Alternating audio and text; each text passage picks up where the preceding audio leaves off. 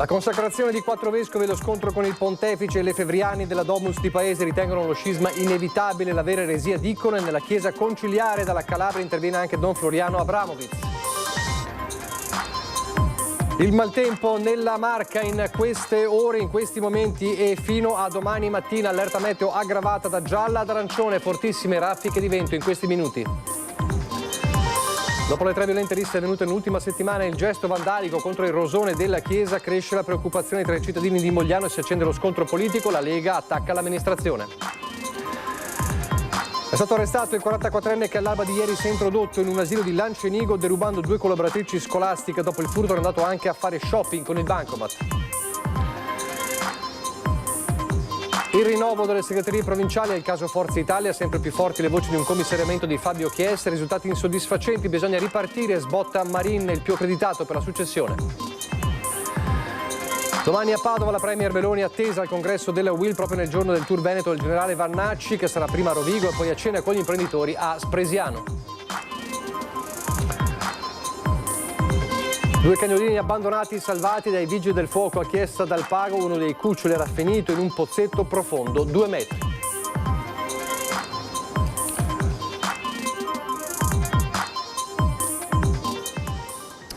Telespettatori di Antenna 3, buonasera e ben ritrovati il telegiornale di Treviso. Questi dunque i titoli, però partiamo subito con il maltempo, perché il maltempo tanto atteso è arrivato proprio in questi minuti, nell'ultima mezz'ora, nell'ultima ora diciamo, della Marca trevigiana, dopo aver creato non pochi danni tra il Vicentino, l'abbiamo visto nel Veneto con la tromba d'aria sull'altopiano di Asiago e anche con i danni nel Vicentino e nel Padovano. Dicevamo il fronte temporalesco che ha spinto la protezione civile a aggravare l'allerta da gialla ad arancione per tutta la nottata e fino a domani mattina per rischio idrogeologico da temporali.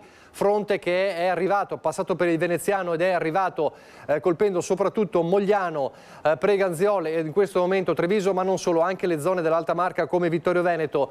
In questo momento in azione più che la pioggia che c'è copiosa e la temuta grandine, fa spavento soprattutto il forte vento che si sta materializzando nelle varie zone. Vi facciamo vedere ad esempio delle immagini che ci arrivano da una telespettatrice bloccata di fatto in auto in questo momento. Ci ha girato questo video a Frescada di Preganziol per farvi rendere conto della furia del vento che si sta abbattendo nella zona e quindi la difficoltà di potersi muovere con l'auto in questo momento a Frescada di Preganziol. Questo è semplicemente soltanto uno delle testimonianze che piano piano stanno arrivando anche alla nostra redazione. Stiamo monitorando ovviamente quello che sta accadendo in giro per la Marca trevigiana. Si parla di forti raffiche di vento in questo momento anche a Treviso e siamo in contatto con la protezione civile per capire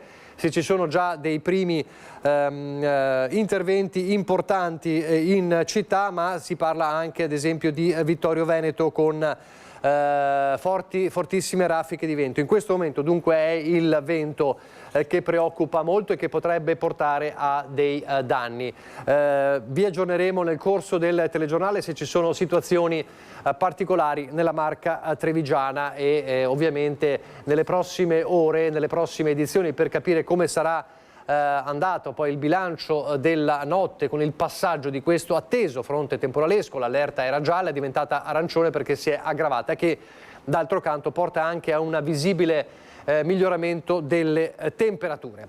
Ci torneremo fra poco. Adesso però parliamo di un caso che è ovviamente nazionale, lo scisma con la Chiesa Cattolica causato dalla consacrazione di 4 vescovi da parte della comunità tradizionalista Fraternità San Pio X, i cosiddetti lefevriani. È una vicenda che interessa anche la Marca, perché a Paese i ribelli lefevriani hanno da tempo una loro chiesa dove celebrano regolarmente ogni giorno e dicono di fatto è uno scisma inevitabile.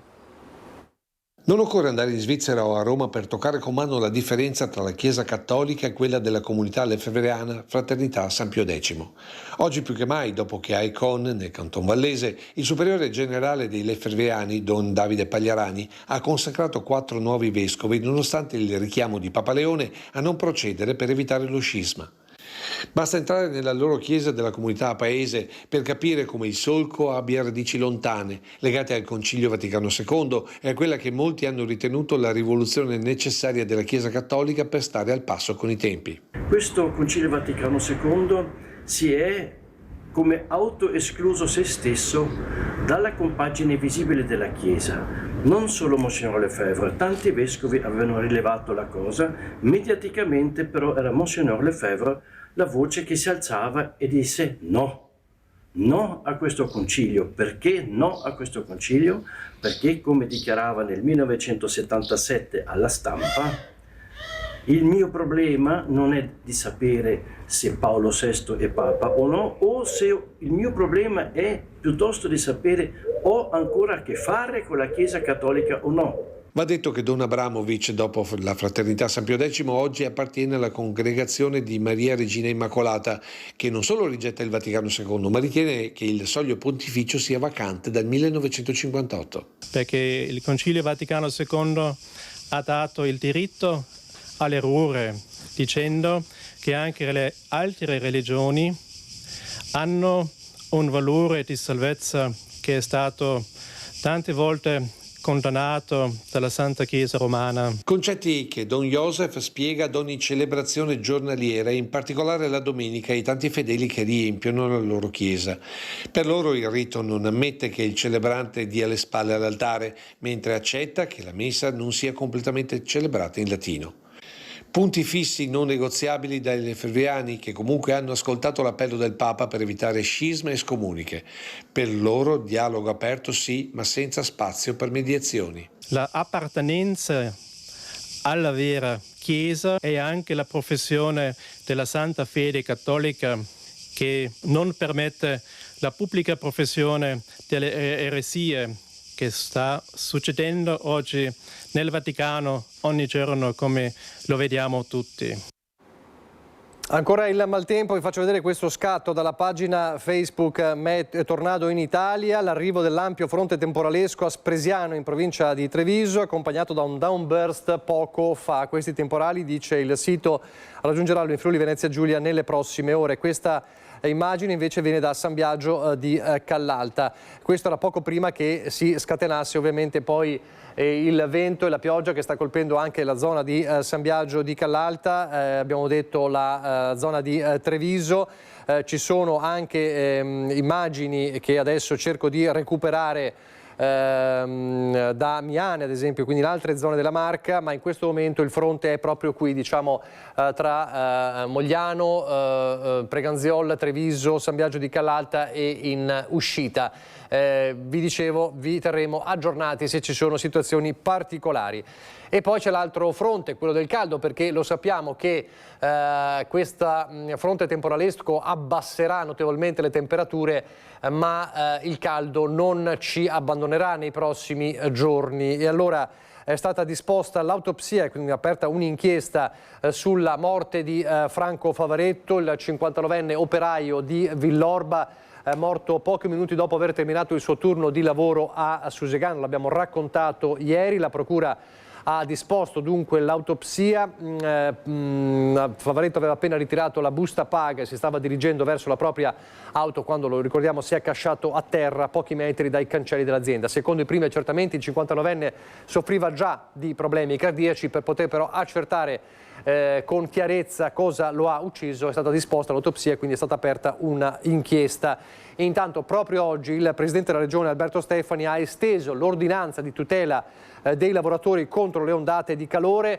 Ora il divieto di lavorare dalle 12:30 alle 16, ovviamente in condizioni di estremo calore, riguarda anche i cantieri stradali, la logistica di piazzale, i riders e i lavoratori della produzione di vetro artistico. Ieri vi raccontavamo ad esempio di un fattorino che era stato colpito da un colpo di calore ed era caduto a terra con un grave trauma cranico proprio a Villorba. La sicurezza nelle nostre città, nei nostri paesi, e torniamo ancora una volta a Mogliano. Dopo le 3 violente risse avvenute nell'ultima settimana e un gesto vandalico contro il rosone della chiesa principale di Mogliano, quella della la chiesa di Santa Maria Assunta, cresce la preoccupazione tra i cittadini e si scatena anche la polemica politica con la Lega che attacca l'amministrazione di Bortolato. Un uomo raccoglie un sasso e lo scaglia contro il rosone della chiesa di Santa Maria Assunta e poi si allontana indisturbato. La scena viene ripresa con un cellulare da un cittadino di Mogliano e il video finisce rapidamente nei social. È soltanto l'ultimo episodio che alimenta la preoccupazione in città. Negli ultimi giorni, infatti, si sono susseguite 3 gravi risse con diversi feriti. Una situazione che riaccende il dibattito politico tra la Lega e il sindaco Davide Bortolato di Fratelli d'Italia. La Lega chiede maggior controllo del territorio, maggiore sicurezza e più presenza delle forze dell'ordine. Questo ce lo chiedono i cittadini e lo chiediamo noi come amministratori. La Lega punta il dito contro l'amministrazione comunale e sostiene che da quando l'ex vice sindaco e assessore alla sicurezza Leonardo Muraro ha lasciato l'incarico, il presidio del territorio si sia indebolito. Chiediamo il ripristino dell'assessore alla sicurezza perché è una figura fondamentale di fiducia per tutti i cittadini e per coordinare le attività. Altra cosa molto importante è l'implementazione della polizia locale perché sì, ci sono, ma non sono sufficienti a controllare tutto il territorio. Ne abbiamo parlato in passato, fa parte del programma elettorale, la tenenza è importante, ma dobbiamo essere più incisivi nel cercare di ottenerla. Altra cosa molto importante è la presenza che abbiamo avuto in passato della POF. Sarebbe auspicabile una presenza costante della Polizia di Stato nella nostra stazione, che è una delle più importanti del Veneto. Sulla stessa linea anche Leonardo Muraro, che rivendica il lavoro svolto negli anni passati e invita l'amministrazione a intervenire con maggiore decisione. Sono estremamente preoccupato e deluso per la mia città, la Perla del Taraglio, una delle più belle città della provincia di Treviso. Da ormai 3 mesi il sindaco ha voluto avocare a sé la delega della sicurezza cittadina, togliendomi le deleghe, e i risultati si vedono. Mogliano sta diventando il nuovo Far West, non c'è attenzione e programmazione, non si è voluto intervenire per finanziare sicurezza e questi sono i risultati. A raccontare il clima di tensione è anche un barista della zona, testimone indiretto della violenta rissa nella quale sono rimaste ferite 3 persone. Siamo tutti un po' preoccupati anche solo per quelle persone che parcheggiano in zona e devono venire qua e magari a una certa ora, che non è tardi, si parla delle 11, mezzanotte, ma come sono preoccupate le commesse che chiudono il locale, magari il negozio alle 7, alle 8 di sera. Il tema della sicurezza nei centri delle nostre città è un tema che riguarda spesso anche Treviso ed è un tema anche di scontro politico nel centrodestra. Ieri sera a ring protagonisti il vice sindaco leghista Alessandro Manera e l'avvocato meloniano di Fratelli d'Italia Fabio Crea, che più volte ha segnalato la situazione di pericolo e di insicurezza. Nel mirino di quest'ultimo crea le telecamere di videosorveglianza di una zona che ben conosciamo. Sentite lo scontro di ieri a ring.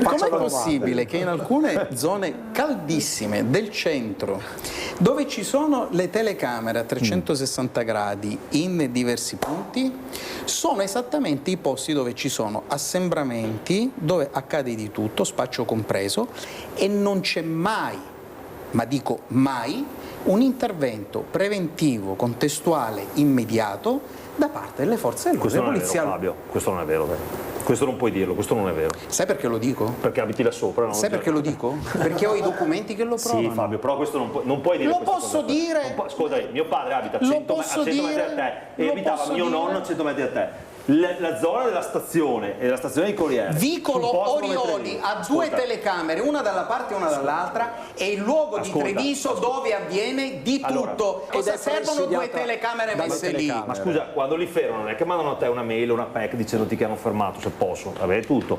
Avviseranno eventualmente il sindaco, ma scusa, con ruoli diversi informano. Poi il problema nasce, e io continuo a dirlo. E ti manderò riservatamente la documentazione perché pubblicamente e formalmente l'ho mandata diverse volte a polizia locale e sindaco. Ecco. E ha ricevuto magari risposte? Anche la questura. Zero. Anche la questura. Anche quella l'hanno anche il prefetto. Cioè, prendi appuntamento col prefetto. No, il prefetto non c'entra niente, il prefetto non interviene, intervengono le forze dell'ordine. Esatto, quindi il la prefetto polizia, la cosa Guardia di Finanza, i c'entra? carabinieri. Quindi le Polizia di telecamere, Stato. però dice una cosa specifica, non funzionano, comunque non c'è una corresponsione diretta. Quando parlavo di efficienza... non è così, guarda. Quelli che hanno identificato a Mogliano, cosa hanno fatto? Li hanno identificati grazie alle telecamere. Perché attenzione, la polizia locale, faccio un esempio, ma anche la polizia... Ma il problema non è l'identificazione successiva, è la prevenzione. Esatto. È la prevenzione. La telecamera non è solamente identifico chi commette il reato, applauso. Intervengo prima che commetta il reato. Perché se no la telecamera ha una funzione che al cittadino serve a poco. Tu abiti in centro, ma se tu vai ti posso dire i quartieri, i luoghi, che nel mio quartiere a Sant'Antonino ci sono luoghi dove c'erano parchetti, dove spacciavano e li abbiamo beccati. Cioè non esiste solo il centro di Treviso o via Roma. La città è molto più grande, ha zone molto diverse. Quindi meglio sarebbe avere dei presidi fissi. Ma sì, ghettizziamo il centro di Treviso e via Roma. Ma fatti un giro, Alessandro, visto che sei amministratore e vice sindaco. Ascolta, fatti un giro. Guarda che la mia famiglia, Alessandro. La mia famiglia abita là dal 52, da 50 giorni. Io quando passavo la Siam, avevo 16 anni, era pieno di tossici, forse tu non c'eri, te lo dico io.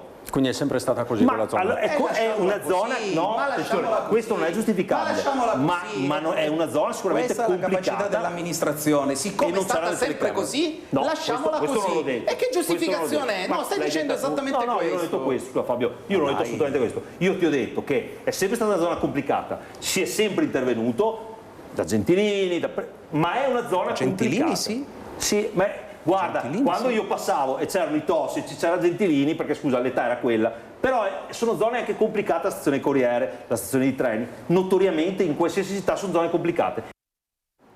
Allora un altro aggiornamento del maltempo, vi aggiorniamo un po' di minuto in minuto, vi facciamo vedere questa immagine che riguarda Mogliano Veneto.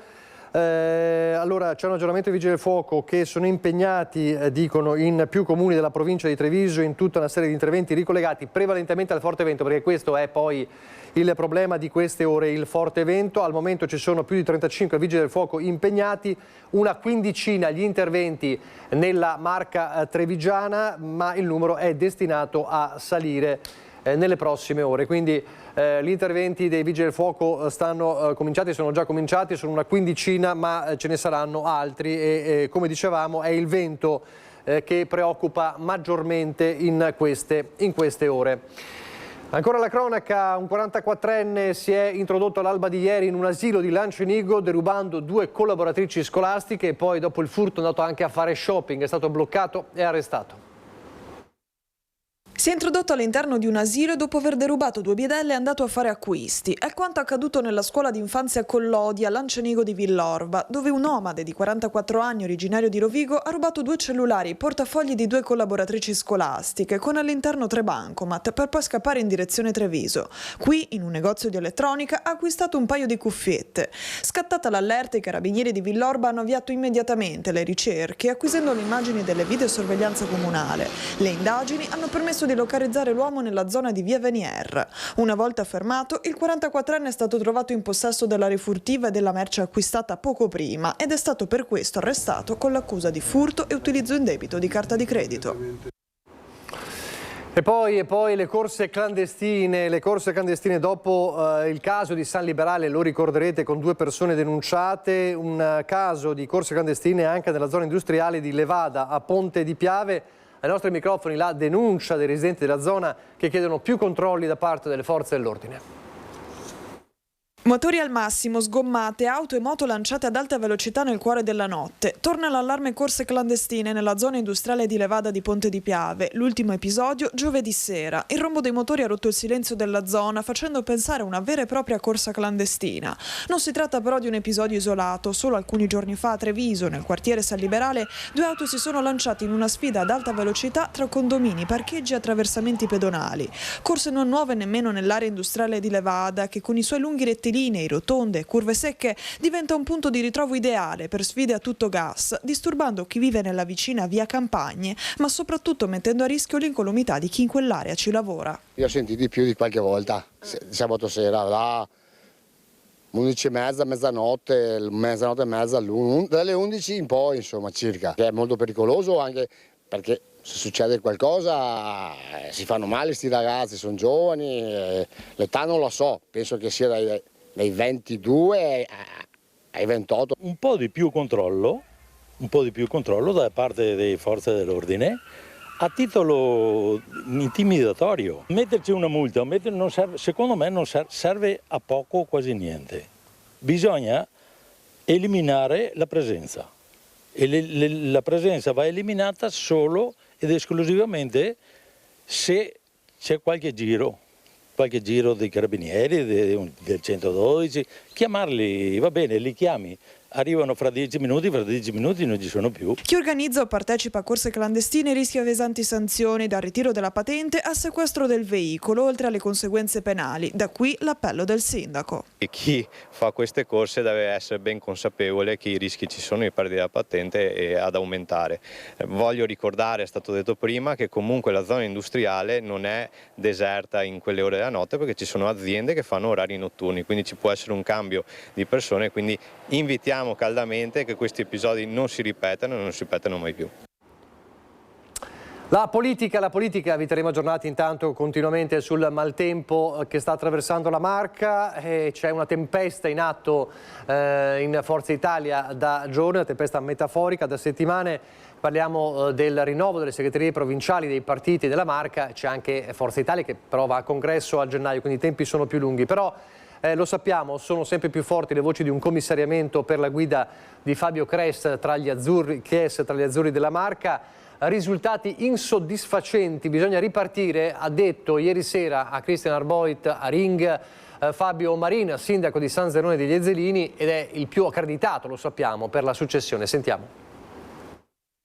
Nell'ultimo periodo purtroppo risultati non è che ne abbiamo ottenuti tanti, specie qui in provincia di Treviso non siamo riusciti ad eleggere un consigliere regionale, abbiamo perso in vari comuni anche all'ultima tornata elettorale, quindi un sano confronto c'è sicuramente all'interno del partito per far sì che si possa ripartire in una maniera più incisiva nel territorio. Definirlo un eufemismo è poco. Quello che il sindaco di San Zenone degli Ezzelini definisce confronto è in realtà uno scontro aperto che in queste settimane e in queste ore tiene banco in Forza Italia sponda Marca Trevigiana. Molti parlano di commissariamento sempre più vicino per il segretario Fabio Chies, oggetto di quel malcontento elencato a Ring proprio da Fabio Marin, il nome più accreditato per succedergli trampolino di lancio per le politiche 2027. Un partito da rivoltare come un guanto, per questo gli azzurri non si possono permettere di aspettare il congresso in gennaio e muoversi prima, spingendo magari Chies a mollare. Potrebbe portare al defenestramento di Chies? Quello ho visto che è stato scritto e che ne avete parlato, ma su quello non commento, non so niente su quello. Non so niente. No, lei non sa assolutamente non so niente. nulla. Marin si schermisce, Chies resta ecumenico ma fa capire che molti nel partito non vogliono guerre. Beh, Fabio è una persona valida, fa il sindaco in maniera importante, però diciamo che all'interno del partito queste sono cose positive. Abbiamo vissuto un momento in cui il partito era a zero, oggi c'è tumulto, vuol dire che c'è voglia di azione e questa è la cosa che vogliamo vedere. Certamente vogliamo evitare le guerre sanguinose o le guerre di correnti, però un confronto leale ci sta. Chies, che invece parla da coordinatore ancora saldamente in sella nel ragionare sull'atteggiamento da tenere con Vannacci e Futura Nazionale. Forza Italia, partito che fa dell'essere moderato un punto vitale, lo vede come fumo negli occhi, ma per il sindaco di Conegliano l'appuntamento con le politiche 2027 merita un approfondimento. Noi siamo di Forza Italia perché la nostra collocazione non è quella, però devo dire che un'analisi seria politica va fatta sulla questione Vannacci, perché è un personaggio che sta attirando molta attenzione, che dà risposte alla pancia della gente, però vediamo che comincia a fare presa. Io penso che bisogna discutere con tutti quelli che stanno nel solco del centrodestra, con la sinistra no, ma chi sta nel solco del centrodestra non va né sottovalutato né ridimensionato a parole. Vannacci, che sarà a Spresiano domani sera nella cena con gli imprenditori, alla quale sarà presente per cortesia istituzionale ovviamente, ma chissà, il sindaco di Spresiano Marco Della Pietra, da poco uscito da Fratelli d'Italia, e sarà a Spresiano e sarà poco prima a Rovigo, quindi sarà ancora in Veneto dopo la tappa vicentina di domenica, proprio nel giorno in cui arriva anche Giorgia Meloni in Veneto, a Padova. Giorgia Meloni arriva in Veneto, la premier è attesa a Padova dove interverrà l'Assemblea Nazionale della UIL in fiera. Nello stesso giorno, a qualche chilometro di distanza, sempre nella nostra regione, ci sarà anche Roberto Vannacci. Il generale, dopo la tappa vicentina, torna in Veneto per quella che a tutti gli effetti una campagna acquisti alla ricerca di consensi, sia tra ex leghisti che tra ex meloniani. Prima a Rovigo per l'inaugurazione della sede di Futuro Nazionale, poi a Spresiano nel Trevigiano per una cena con imprenditori locali. Il sindaco Marco Della Pietra del comune della Marca ha da poco lasciato Fratelli d'Italia. L'incontro con Vannacci apre ipotesi di nuove adesioni. La premier invece a Padova parlerà davanti a 4.000 delegati UIL. La sua presenza in Veneto però lascia presagire ad un intervento rivolto anche agli alleati in vista delle prossime amministrative, dove l'incognita Vannacci potrebbe minare l'unità del centrodestra in sfide come quella per la città di Padova, dove il possibile candidato Roberto Marcato della Lega non ha mai nascosto la sua opinione sul generale del mondo al contrario, vedendolo come fumo negli occhi fin dalla sua nomina a vice di Salvini, durata quanto una love story estiva. Crisi Electrolux, l'assessore regionale Massimo Bitonci ha convocato un tavolo con le parti sociali per un allargamento delle trattative all'intera filiera territoriale dell'elettrodomestico, includendo le diverse tipologie di fornitori e distributori interessati. Oltre dunque al tavolo al Ministero delle imprese del Made in Italy, Bitonci ha voluto questo come un ampliamento necessario, dice, non solo per condividere e valutare gli avanzamenti delle discussioni tra l'azienda e le parti direttamente coinvolte nel caso, ma anche perché solo in ottica di filiera è possibile delineare le dimensioni effettive del problema e valutare azioni conseguenti. L'incontro regionale è previsto per il 17 di luglio, in modo che i suoi esiti possano essere riportati al MIMIT all'incontro del tavolo nazionale previsto per il 21 di luglio. Quindi nasce anche questo tavolo regionale. Pochi istanti di pubblicità, poi di nuovo in diretta.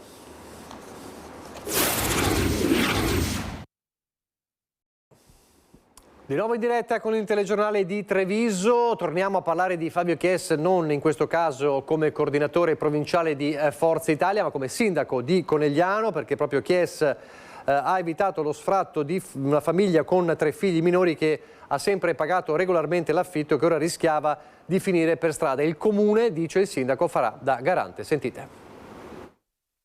Ci facciamo da garante, ma solo per chi si comporta bene. Pensate che questa persona qui non ha solo il proprio lavoro, ma arrotonda facendo un secondo lavoro, per cui ha sempre pagato l'affitto, mantiene i figli in maniera dignitosa. Queste sono le persone che vogliamo aiutare. Stiano lontani da noi chi non paga l'affitto e chi non vuole andare a lavorare. Ed è per questo che il sindaco di Conegliano, Fabio Chies, è intervenuto per fermare uno sfratto che coinvolge una famiglia con 3 figli minori di 8, 13 e 16 anni. Grazie alla mediazione del primo cittadino, la famiglia è riuscita ad arrivare ad una sospensione fino al 29 settembre per consentire la ricerca di un nuovo alloggio. La famiglia vive in zona Grava ed è composta da un operaio residente in Italia da 20 anni, dalla moglie con problemi di salute e dai 3 figli che frequentano la scuola. Non si tratta di uno sfratto per morosità, il contratto di affitto è semplicemente scaduto e i proprietari hanno chiesto il rientro dell'abitazione. La situazione era grave, nel senso che la famiglia ha 3 figli, lui è un lavoratore, hanno sempre pagato, e questa è la cosa che ci interessava di capire, ha sempre pagato l'affitto, per cui parlando anche col proprietario la questione riguardava proprio la necessità del proprietario di riavere giustamente il proprio immobile, ma ci trovavamo nella situazione in cui questa persona e la sua famiglia si sarebbero trovati su una strada. Abbiamo deciso di intervenire come comune per farci da garante rispetto al proprietario, per allungare i tempi di almeno 3 mesi e riuscire a trovare una soluzione che preveda comunque il pagamento in un alloggio normale nel mercato libero, però penso fosse un dovere dell'amministrazione di farsi garante. Nonostante un lavoro stabile e la disponibilità del datore di lavoro come garante, la ricerca di una casa si è rivelata finora complessa, un caso che riaccende anche il tema dell'accesso all'edilizia pubblica. L'assegnazione va sempre in graduatoria, nessuno salta le graduatorie, questo è quello che noi abbiamo sempre portato avanti, le case vanno a chi ha diritto e soprattutto anche a chi è sempre risieduto sul territorio, come dicono i nostri regolamenti, però questa persona non chiede una casa popolare, chiede solamente di poter cercare un affitto da poter pagare, è difficile da trovare perché il territorio conegliano è un territorio dove le case sono tutte occupate, abbiamo un aumento di abitanti di 1000 abitanti negli ultimi 3 anni, però vanno date risposte. La sanità, troppe poche famiglie vaccinano i figli contro il papilloma virus. Dall'ULS 2 l'appello a tutelare i propri ragazzi dal rischio di sviluppare tumori. L'infezione da HPV è in assoluto la malattia sessualmente trasmessa più frequente, infatti si calcola che circa l'80% delle donne venga a contatto con uno o più HPV nell'arco della propria vita. Papillomavirus, l'ULS-2 marca trevigiana rinnova l'appello alla vaccinazione contro un nemico subdolo e insidioso, rispetto al quale a tutt'oggi troppo poche famiglie decidono di tutelare i propri ragazzi. Se contratto, l'HPV rischia di causare tanto nelle femmine quanto nei maschi gravi malattie all'apparato genitale. Si tratta di una grande famiglia di virus divisa in 2 gruppi a seconda della loro capacità di far sviluppare tumori. Gli HPV che vengono definiti ad alto rischio oncogeno possono colpire vari distretti anatomici, tra cui il collo dell'utero, la vulva, la vagina, l'ano, l'orofaringe e il pene. Il tumore del cervice, del collo dell'utero, è sicuramente il più frequente e è responsabile di circa 2400 nuovi casi l'anno. Fondamentale dunque vaccinarsi, ma anche proseguire poi con scrupolo a sottoporsi agli screening, dal pap test al test HPV. Aderire alla vaccinazione, ribadiscono dal Dipartimento di Igiene e Sanità Pubblica della Madonnina, è importante per entrambi i sessi ed è possibile anche se si è saltata la prima chiamata. I ragazzi ricevono l'invito a vaccinarsi gratuitamente all'11° anno di età. Spesso l'erronea convinzione che 12 anni di età sia presto per vaccinare il proprio figlio contro un virus che si trasmette per via sessuale. Va però fatto presente che la vaccinazione ha la massima efficacia preventiva se ci si vaccina prima di incontrare il virus e quindi prima dell'inizio della vita sessuale. Si tratta oltretutto di una vaccinazione che ha dimostrato una efficacia a lungo termine. Adesso parliamo di un evento, di un momento importante che c'è stato a Crespano, un concerto degli alpini dedicato alla figura di Don Paolo Chiavacci. Lui è sempre stato un prete alpino, forse ancora un alpino prima di un prete. Lui ha sempre partecipato a tutte le commemorazioni degli alpini in Grappa, ha inaugurato il Castagnier della Madonnetta qui a Crespano e gli alpini sono quelli che hanno costruito assieme a lui materialmente, proprio mattone su mattone a picconate, questa la base di quello che poi è diventato il centro Don Paolo Chiavacci. Un concerto alla memoria di Don Paolo Chiavacci e di quanti hanno contribuito alla crescita del Centro di Spiritualità e Cultura di Crespano a Pieve del Grappa. Incontro musicale con il creato è il titolo dell'evento, che ha visto esibirsi il coro alpino Monte Castel di Crespano e il coro Ana di Oderzo. Un legame profondo quello di Don Paolo con gli alpini. Prima di diventare prete aveva fatto parte anche lui delle Penne Nere e in fondo non le aveva mai davvero lasciate. Presente al concerto nella suggestiva Casa Schiba anche Monsignor Michele Tommasi.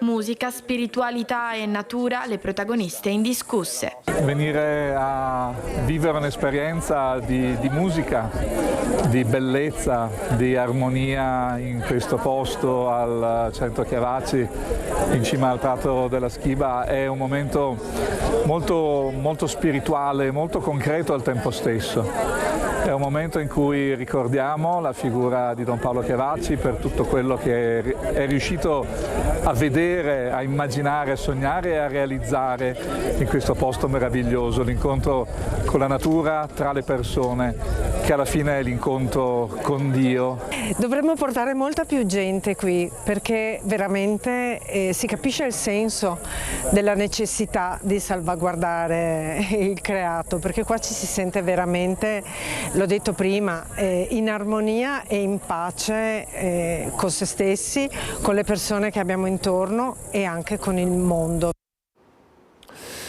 E adesso andiamo nel Bellunese. Il progetto di realizzazione di una nuova centralina idroelettrica in territorio ertano ma con ricadute su Longarone e sul Longaronese sembra inarrestabile. La memoria del Vajont grida vendetta e le comunità sono in rivolta.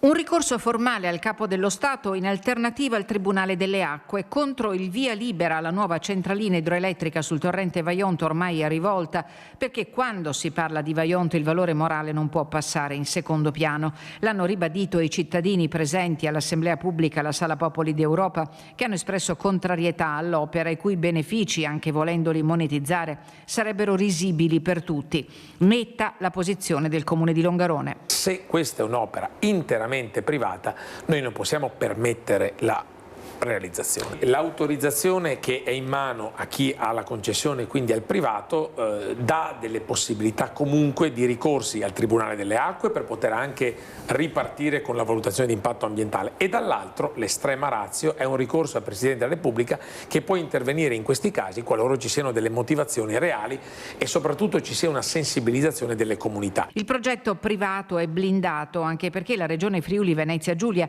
ha deciso di non vincolarlo alla procedura di valutazione di impatto ambientale. Noi non vogliamo metterci contro nessuno, però un intervento di utilizzo di quelle acque a scopi strettamente privatistici non può essere accettato né dall'amministrazione comunale ma né dalle nostre comunità. Tecnicamente, afferma Padrin, ospite a Ring, non ci sono ostacoli, ma la mobilitazione può certamente favorire un percorso diverso a fronte degli oltre 1900 morti di 63 anni fa.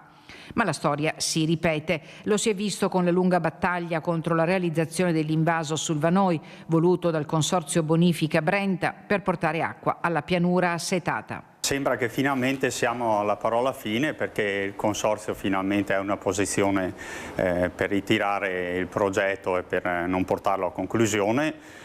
Comunque, se dovesse andare avanti, certamente le nostre comunità hanno già risposto in maniera assolutamente negativa. La partita deve essere chiusa in maniera definitiva, sia per noi che per la provincia di Trento, per cui attendiamo trepidanti questo momento.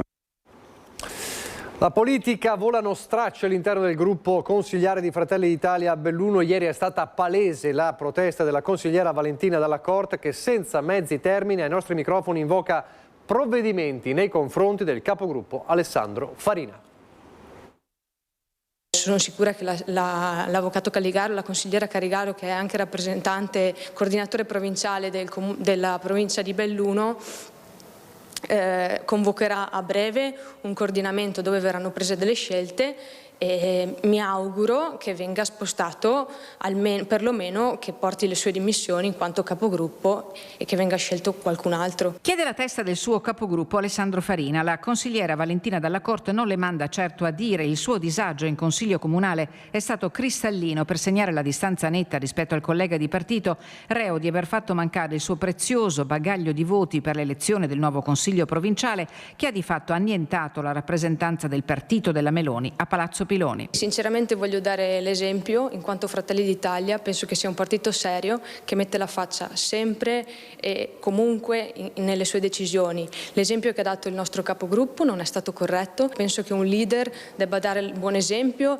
e espletare insomma quali sono le sue ragioni, se era impossibilitato o meno, o se è stata proprio una scelta di dare un segnale politico. Mi sento anche di dire che Milena De Zanet, che non è stata eletta grazie anche al non voto del nostro capogruppo di Belluno, Farina, qualcosa avrà da dire. Dalla Corte la mette giù dura, fedele com'è non solo ai principi del partito ma anche all'etica dei rappresentanti della politica, che per primi devono dare l'esempio. Chiedere i voti ai cittadini senza andare a votare neanche noi, quando siamo anche quelli più vicini in quanto rappresentanti del capoluogo, che abbiamo la possibilità di andare a votare, penso che sia stato un esempio molto brutto anche non solo per i cittadini ma anche per i rappresentanti delle terre alte, che hanno fatto strada per venire a votare e rispettare quello che è il loro mandato. Un'altra gatta da pelare per la coordinatrice provinciale del partito Silvia Calligaro, dopo quella della lite finita male nell'ufficio dell'assessore Luciani fra Massimo Della Vecchia e Armando Stefani. Stefani è uscito per protesta dal gruppo consigliare e nelle ultime sedute ha iniziato a togliersi più di qualche sassolino dalle scarpe. Vittima sacrificale la coordinatrice del partito Monica Mazzocoli, assessore comunale allo sport. L'importante per lei è fare la visibilità. Guardi, basta vedere i social. Ho visto che ci sono dei consiglieri che sono soddisfatti, contenti di avere questa amministrazione.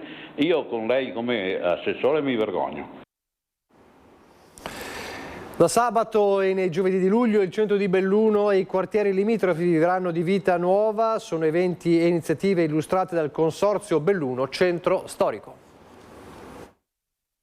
Il prologo a cavallo dell'avvio dei saldi accompagnati da 4 giorni di street food, poi da giovedì 9 luglio e per i seguenti 16, 23 e 30 il centro città, le piazze e i quartieri limitrofi diverranno i palcoscenici naturali del nutrito programma che i commercianti del centro, finalmente compatti, hanno elaborato per far risplendere l'estate in città. Sono stati tutti molto positivi, hanno dato subito un contributo sia economico che lavorativo. Ringrazio in primis i miei consiglieri, stanno facendo veramente un grandissimo lavoro. Di Noto è alla prova del 9, fresco del suo mandato conquistato in corsa, ha inteso rivoluzionare l'idea dei tradizionali giovedì di sera, a partire dal messaggio portante Belluno emoziona e a ben guardare già dal 9 luglio risuona come un invito irrinunciabile. La serata sarà dedicata alle produzioni audiovisive bellunesi, ospiterà l'anteprima del cortometraggio del pluripremiato ai Davidi Donatello Francesco Sossai. Il 16 toccherà alle arti visive, il 23 alle produzioni vitivinicole e ai vinili, il 30 l'evento con i commercianti del centro impegnati in una grande esposizione coordinata attorno alla fontana di Piazza dei Martiri. Il nostro obiettivo era proprio quello di creare un'unione con tutte le vie per far sì che comunque il cliente stesso faccia un giro totale di tutte le vie della piazza, che sia via Mezzaterra, Santo Stefano o piazza Angelina Zampieri. Gli eventi di luglio godono del contributo del Comune di Belluno, della Camera di Commercio e di Confcommercio, oltre che di molti sponsor privati. Nel segno della tradizione si vuole proseguire la collaborazione che tra Comune e Consorzio è sempre stata presente, si rinnova il Consorzio, un in bocca al lupo al nuovo Presidente Santi di Noto, un grazie a chi è stato presente fino adesso, Andrea Dal Ponte. Si rinnovano i giovedì, si rinnovano i saldi. Ma le sorprese non sono finite. In Fieri la collaborazione del Consorzio con TIB Teatro per riportare in centro spettacolo cultura e la notizia che vi siano manifestazioni di interesse per aprire o riaprire negozi sfitti da troppo tempo. Che sia la volta buona? Parliamo dell'abbandono degli animali, che è una piaga che non guarisce. Il mese di luglio statisticamente è il periodo in cui numerosi in tutta Italia sono i salvataggi di gatti e cani abbandonati per strada. Il bellunese non fa eccezione. L'ultimo salvataggio è di 2 cuccioli di cane abbandonati a Cavamarera, in comune di Chiesa dal Pago. A chiamare i vigili del fuoco attorno alle 8 di stamattina il gestore del vicino agriturismo, richiamato dai guaiti di uno dei 2 piccoli animali finiti all'interno di un pozzetto lungo la strada profondo circa 2 metri. I vigili del fuoco si sono calati nel pozzetto con uno spezzone di scale, hanno recuperato il cagnolino, eccolo, lo vedete, mentre l'altro piccolo era già tra le braccia possenti di un vigile del fuoco. Entrambi in buone condizioni. I cuccioli sono stati temporaneamente affidati al gestore dell'agriturismo in attesa del trasferimento al canile sanitario per gli accertamenti del caso. A poco meno di 2 mesi dal trionfo ai David di Donatello, stamattina il regista bellunese Francesco Sossai è stato ricevuto a Palazzo Balbi dal presidente Alberto Stefani e dall'assessora alla cultura Valeria Mantovan. Li vediamo, eccoli nella foto. La città di pianura, ha detto Stefani, dimostra come il cinema possa raccontare il Veneto con autenticità, offrendo uno sguardo sincero, fuori dagli stereotipi. Una critica fatta con amore, ha spiegato Sossai, che per la realizzazione del film è stato sostenuto dalla Regione Veneto tramite la Veneto Film Commission. Un film dagli incassi record che però ha dato visibilità ai centri minori del Veneto, oggi divenuti meta di turisti. Siamo in chiusura. Solo per fare un veloce riepilogo del maltempo, abbiamo raccontato un po' in corso della prima edizione gli interventi dei Vigili del Fuoco, che restano al momento una quindicina nella provincia di Treviso. Le zone colpite sono state dal fronte temporalesco tra Mogliano, Preganziola e poi anche Quarto d'Altino. Vi faccio vedere, siamo in provincia di Venezia ma siamo ai confini, vi faccio vedere questa immagine abbastanza significativa a Quarto d'Altino, eccola qui. Con queste lastre divelte sulla strada mentre passavano le auto, sotto il nubifragio. È la forza del vento, le raffiche di vento che hanno creato i maggiori problemi, anche episodi di grandine, ad esempio nel Monte Bellunese, qualche pianta e qualche albero caduto. In questo momento ci dicono dalla Protezione Civile di Treviso che Treviso città non deve aver avuto problemi particolari, però staremo a vedere anche nelle prossime ore, perché lo dicevano i Vigili del Fuoco, gli interventi, una quindicina, sono verosimilmente destinati ad aumentare nelle prossime ore. Resta l'allerta arancione, quindi massima prudenza anche per chi si deve mettere alla guida nelle prossime ore fino a domani mattina. Grazie per averci seguito, arrivederci.